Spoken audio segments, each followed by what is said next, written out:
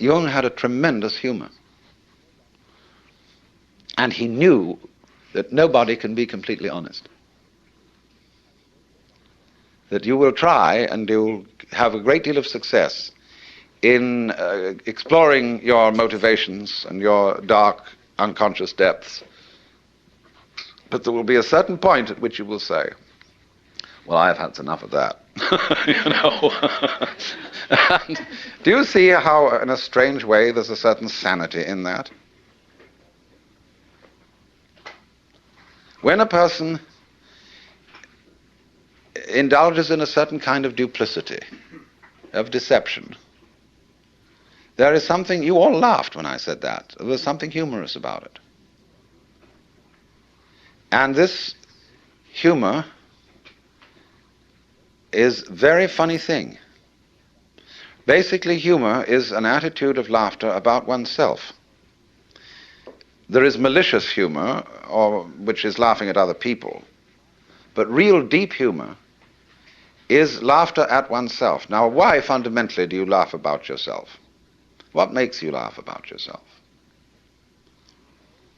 Isn't it because you know that there is a big difference between what goes on the outside and what goes on the inside?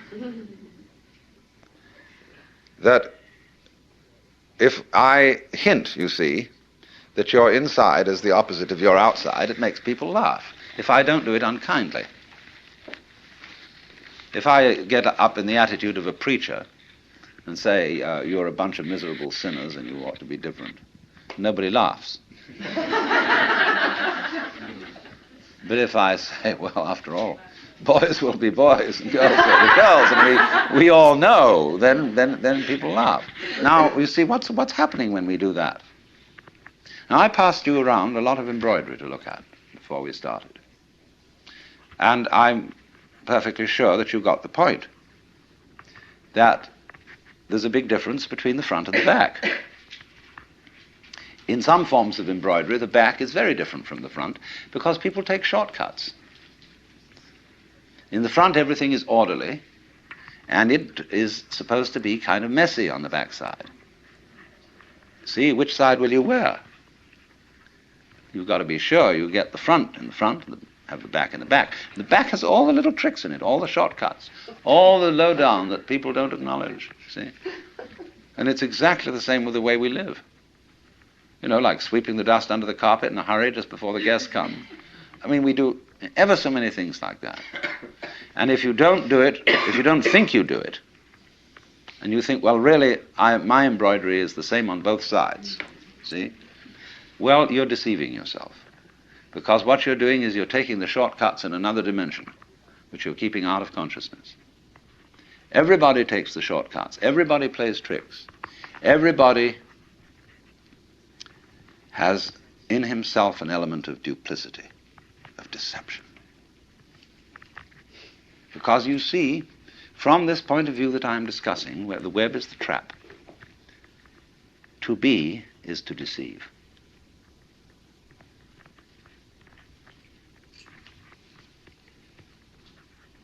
Think of camouflage, the chameleon who changes its color. Think of the butterfly pretending it has eyes. Think of the flower saying to the bee, like my honey? The bee says, wow. But then that means that the bee has to be, and it has to go on living, and all the trouble it takes to go around collecting honey and raising other bees and organizing itself and doing that dance which tells the other bees where there's more honey. There's all that stuff to do. But the flower was deceptive. Now, in the same way, I've often said, life is a drama, and a drama is a deception. It's a big act. When you peel an onion and you don't really understand the nature of an onion, you might look for the pit in the center, like any ordinary fruit has. But the onion doesn't have a center. It's all skins.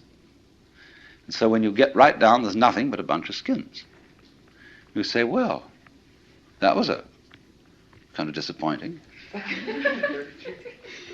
But of course you have to understand that the skins were the part that you eat.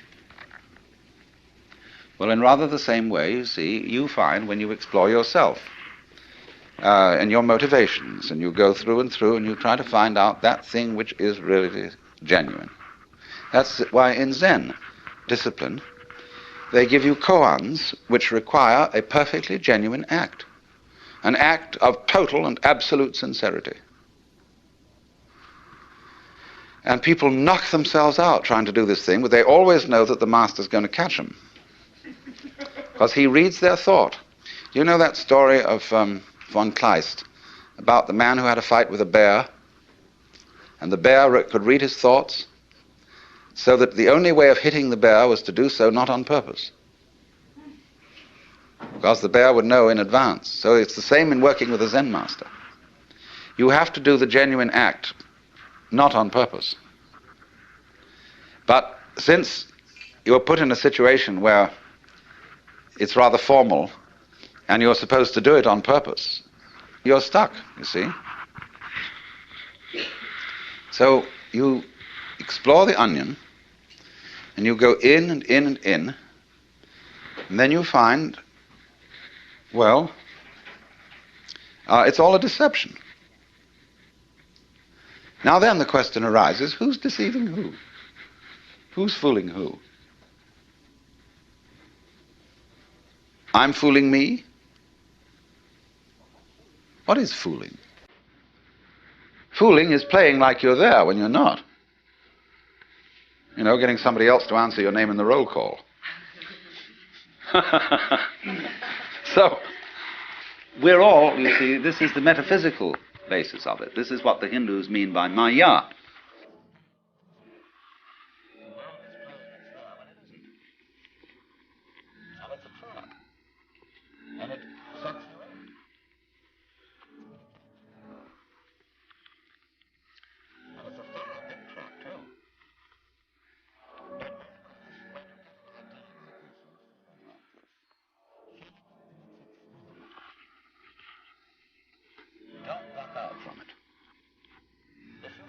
Selfish.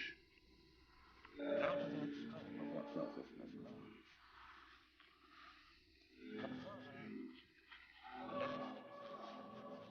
Feelings or ideas to their depth. They'd like to live forever. Do you really want to do that? Think about it. Really go into it, what it would be like. They want this kind of car, they want this kind of dress, or so on, and this much. It's always a good idea to think it right through. To have those desires fulfilled. Also, when you form a relationship to another person, think it through too. And could they be?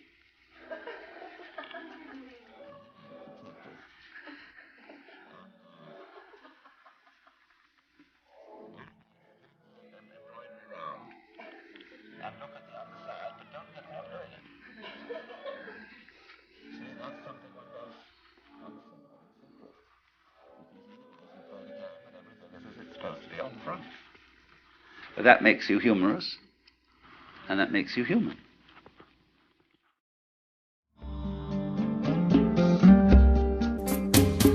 Out of Your Mind now continues with the next lecture from the Web of Life lecture series.